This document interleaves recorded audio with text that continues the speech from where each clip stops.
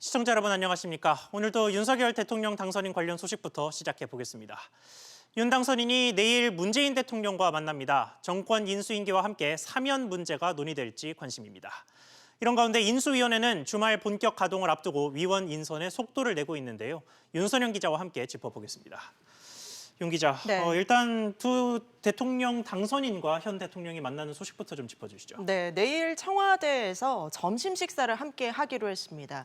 대선이 치러진 지 딱 일주일 만이고요. 두 사람이 얼굴을 마주하는 건 당선인이 검찰총장 시절 청와대를 찾은 지 21개월 만입니다. 네. 다른 배석자 없이 독대를 하는데 양측 대변인에 따르면 허심탄회하게 격이 없는 이야기를 하게 될 거라고 설명했습니다. 네, 허심탄회한 이야기를 한다고는 하지만 두 정권의 색채가 워낙 달라서 날선 이야기도 좀 오갈 것으로 보이는데 네. 어떤 의제가 좀 논의 테이블에 오를까요? 네, 우선은 코로나 방역과 추경 같은 국정 현안 전반과 함께 특히 주목되는 건 이명박 전 대통령의 사면 문제입니다. 당선인이 사면을 건의할 예정인데요. 양측이 국민 통합에 이견이 없는 만큼 문 대통령이 수용할 것이란 관측에 조금 더 무게가 실리고 있습니다. 이런 가운데 당선인의 민정수석실 폐지 언급에 대해서 청와대가 불편한 기색을 드러냈습니다. 어제 당선인은 민정수석실이 합법을 가장해 신상털기와 뒷조사를 벌여왔다고 언급을 했는데요.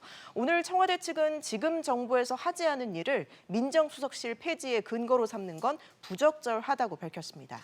네, 두 인물의 독대 관련 소식은 내일 독대 이후에 다시 한번 더 정리를 해주시고요. 네. 그리고 인수위원회도 좀 짚어보겠습니다. 이번 주말이 인수위원회 가동인데 인선에 좀 속도가 나고 있습니다. 네, 7개 전체 분과 가운데 4개 분과의 인선이 마무리가 됐습니다. 면면을 살펴보면 전문성과 통합을 강조하는 한편 이명박 정부의 인사들이 여럿 기용이 됐습니다.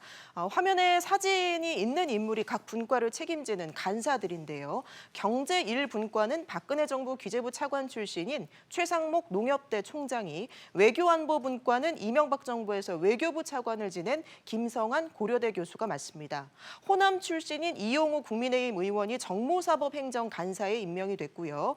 이외에 대통령 취임식 준비위원장에 선임된 박주선 전 국회 부의장도 호남 출신입니다.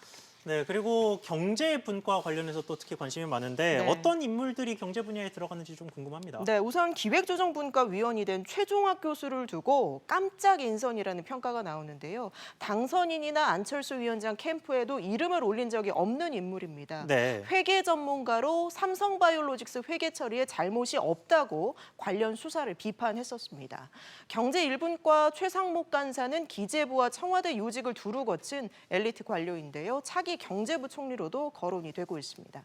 같은 분과의 김소영 위원은 당선인의 경제 공약을 설계했는데 특히 소득주도 성장이 민간 활력을 떨어뜨렸다며 강하게 비판한 인물입니다. 네, 윤선영 기자 잘 들었습니다.